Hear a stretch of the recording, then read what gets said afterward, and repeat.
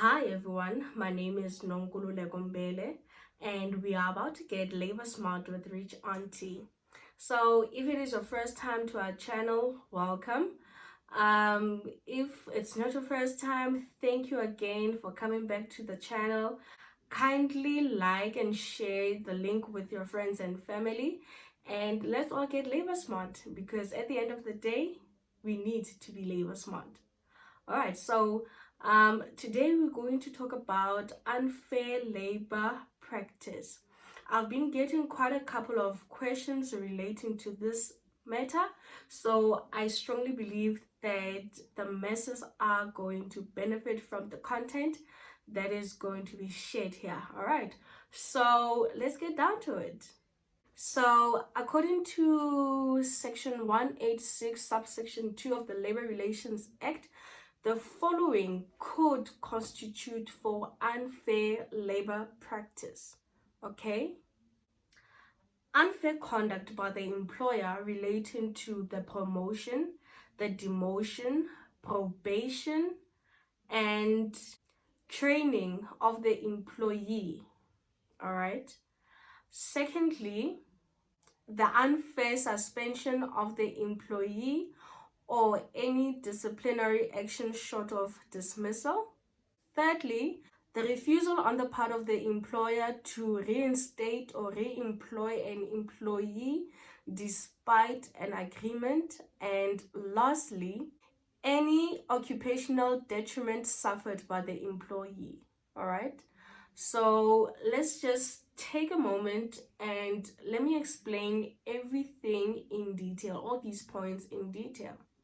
Okay, so firstly, let's talk about the unfair conduct by the employer relating to the promotion, demotion, probation, or training of the employee. All right, so it is important to note that the unfairness may either be substantive or procedural. All right, so if I believe that the case is unfair, I must be able to prove that I have the necessary experience, qualifications, and the ability to perform those duties. And secondly, I'll have to show that it was unfair that they have appointed someone else instead of me. Okay.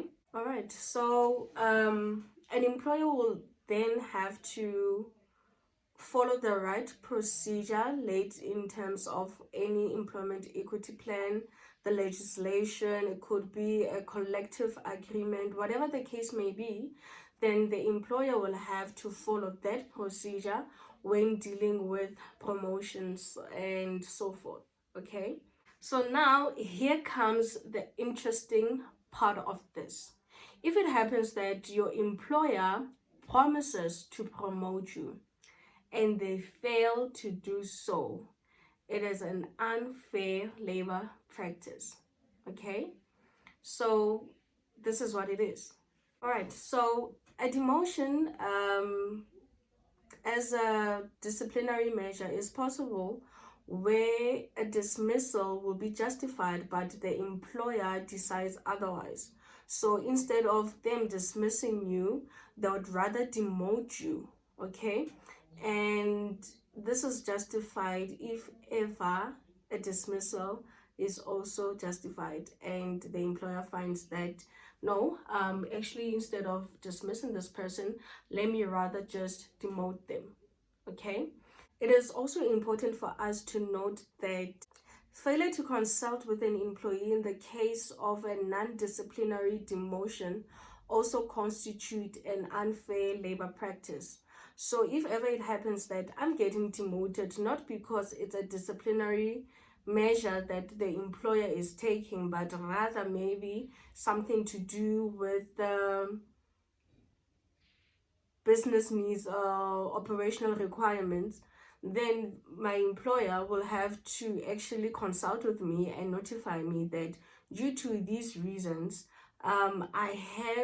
I'm obligated to dismiss you, but I'd rather demote you, and you can still keep your employment rather, sorry. That's the case. If they fail to do so, it is an unfair labor practice.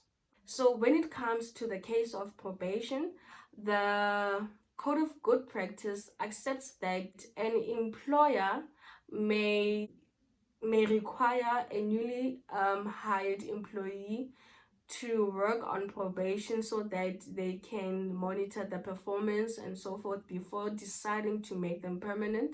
So if it happens that you are placed on probation, it's going to be for a stipulated time period where they monitor your performance, and after that then they will employ you on a more permanent basis.